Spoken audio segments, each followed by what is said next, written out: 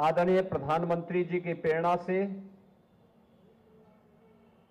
1 नवंबर से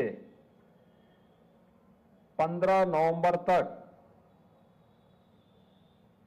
पूरे देश के अंदर जनजातीय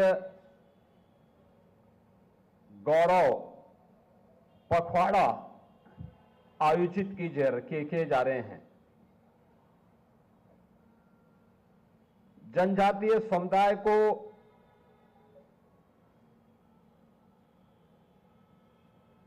अपनी परंपरा, अपनी संस्कृति और अपनी विरासत पर गौरव की अनुभूति हो सके,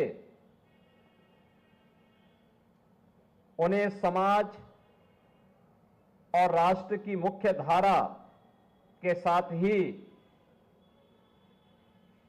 उन्हें सम्मान के साथ आगे बढ़ने के लिए एक बेहतर प्लेटफॉर्म उपलब्ध किया जा सके, इस दृष्टि से जनजातीय गौरव पखवाड़ा के क्रम में आज जनजातीय भागीदारी उत्सव का आयोजन प्रदेश की राजधानी लखनऊ में किया जा रहा है। ये जो उत्सव है, जिसमें देश भर के 22 राज्यों से आए हुए जनजातीय समुदाय के कलाकारों के द्वारा जनजातीय संस्कृति और वहां की परंपराओं के बारे में अपना प्रदर्शन करने के साथ ही अनेक प्रकार के कार्यक्रमों को इस दौरान यहां पर प्रस्तुत करने का कार्य हो रहा है। खासतौर पर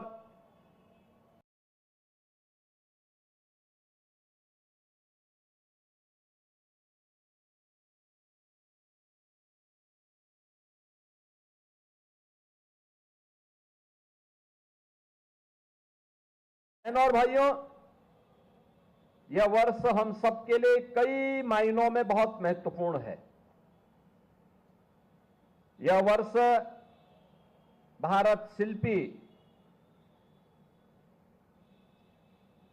लौह पुरुष सरदार वल्लभ भाई पटेल की 150 वर्ष जयंती के पूरे होने का वर्ष है।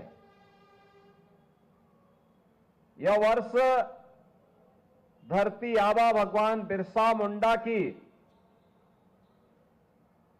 जयंती के 150 वर्ष पूर्ण होने का वर्ष भी है। याद करिए, 31 अक्टूबर 1875 को लौह पुरुष सरदार वल्लभ भाई पटेल का जन्म होता है और 15 नवंबर 1875 को धरती आबा भगवान बिरसा मुंडा का जन्म होता है। यह वर्ष भारत का राष्ट्रगीत वंदे मातरम के भी 150 वर्ष में प्रवेश करने का वर्ष है। यानी एक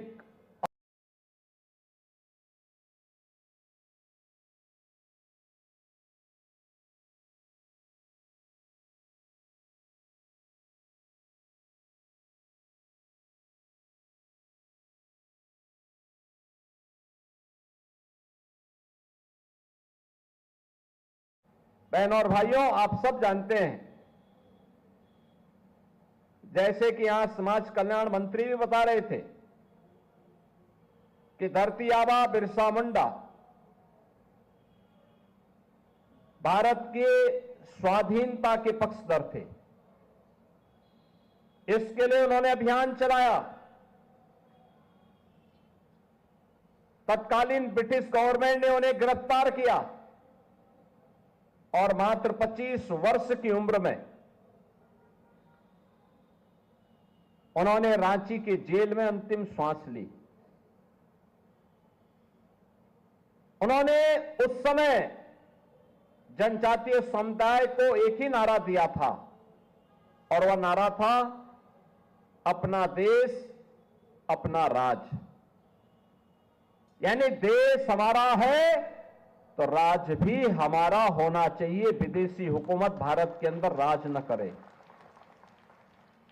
और यह हमारा सौभाग्य है कि 15 नवंबर की तिथि को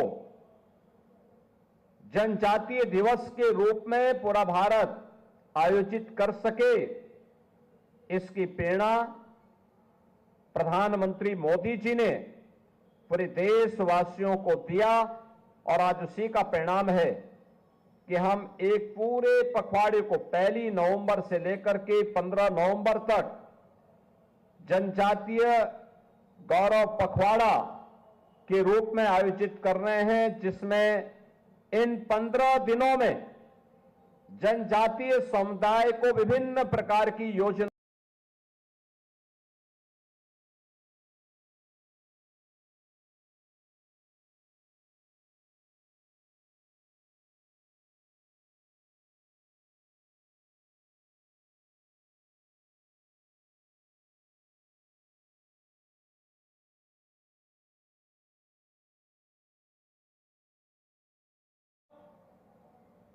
उत्तर प्रदेश देश की आबादी का एक सबसे बड़ा प्रदेश है। जनजातीय समुदाय की आबादी उत्तर प्रदेश में यद्यपि कम है, कुल आबादी की तुलना में आप देखेंगे तो काफी कम है, लेकिन मुझे अब देख करके प्रसन्नता होती है।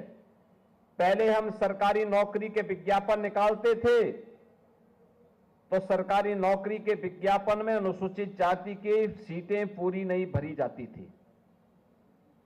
अभी हाल ही में हम लोगों ने 60,244 पुलिस की भर्ती की और पुलिस की भर्ती में मैं देख रहा था कि जितनी भी सीटें अनुसूचित जनजाति के लिए आरक्षित थी, वे सभी सीटें अनुसूचित जाति की ही युवाओं ने उसको पूरा भरा है, कोई सीट खाली नहीं थी।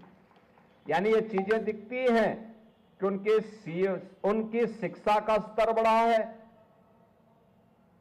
उनकी भागीदारी बढ़ी है, शासन की योजनाओं में उनको जो पहले वहां तक लाभ नहीं पहुंच पाता था, आज उनकी भागीदारी बढ़ाने का प्रयास हुआ है।